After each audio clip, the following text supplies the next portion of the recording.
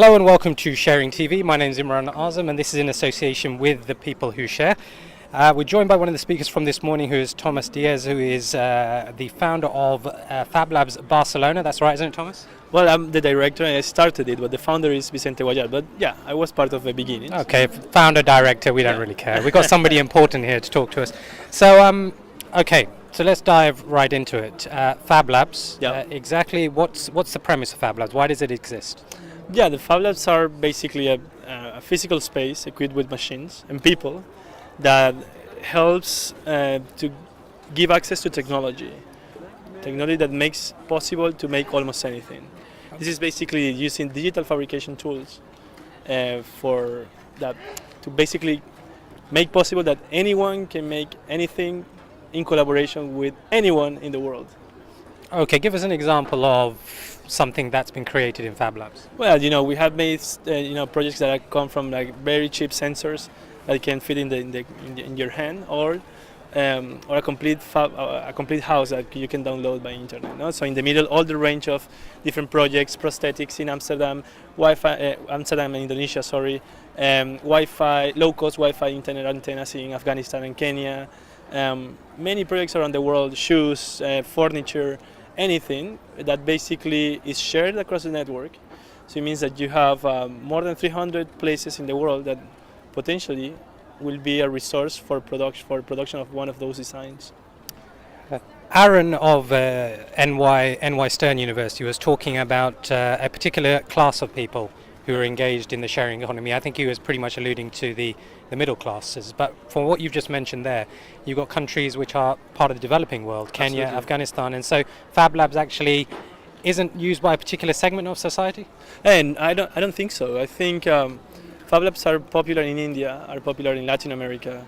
Of course, there is some kind of minimum literacy that you need to get access to the use of these technologies, but it's not restrictive.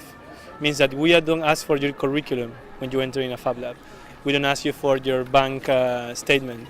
And what I see is that they're more important in places with more needs. It's basically, this is providing tools for people to solve their own needs. It's not about sharing because I'm cool. It's not I want to be a maker, a hipster with Should keep that quiet around here. Oh, sorry. But it's basically I want to change the world. I want to be useful. It's not that I want to be special. I want to be useful, and I think that's fundamental. So Fablabs is now celebrating its 10th year. You've been with them since 2007 in Barcelona. So in another kind of 3 to 4 to 5 to 6 years, where do you see Fablabs being? Do you see a collaboration, or are there collaborations with large corporations, or is that something that will increasingly be so? It's happening already. There are collaborations with Intel, Cisco, Airbus Industries.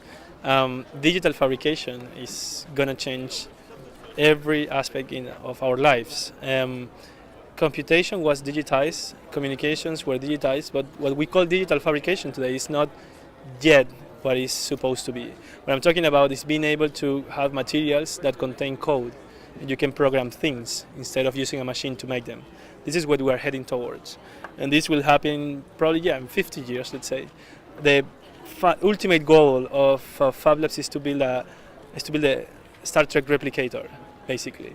In the middle, we will have a transition in which, in a 5-year time, Fablabs will be able to produce their own machines, so they will be able to replicate themselves. Then we are going to go through nanostructures that you can assembly and disassembly as you do with Legos. So basically, there is no trash. So you can assemble a chair, disassemble it, then reprogram it to be a table or to be a mobile phone or whatever. And then the ultimate goal, as I say, is to use the same systems as nature uses to build things. There is basically a set of instructions into materials. So over the last year or so, we've been thinking about the maker movement being something to do with 3D printing, but what you're talking about is far beyond that. A lot more. I mean, 3D printers are old news. Yeah, not only that. I mean, it's a narrow perspective. One of the things is narrow. Is what I'm afraid is that 3D printers are going to McDonaldize the deeper understanding of what is this about. It's not about you pressing a button and something magically appears, no? Which media loves to say. But it's actually all the knowledge behind, and also I think what is really important is that moment of enlightenment, I call it, in which you make something by yourself from the first time. I mean, when I made my first circuit board, I felt like I owned the world. Like I could beat, Microsoft or whatever. Think whatever. You feel empowered to do stuff, and I think that goes beyond of pressing a button and printing a cup. Okay, if people want to find out more about Fablabs, where do they go? Fablabs.io is the main directory of Fablabs, the global network. You will find 3+ Fablabs, so the best way is to go there and check which is your nearest Fablab.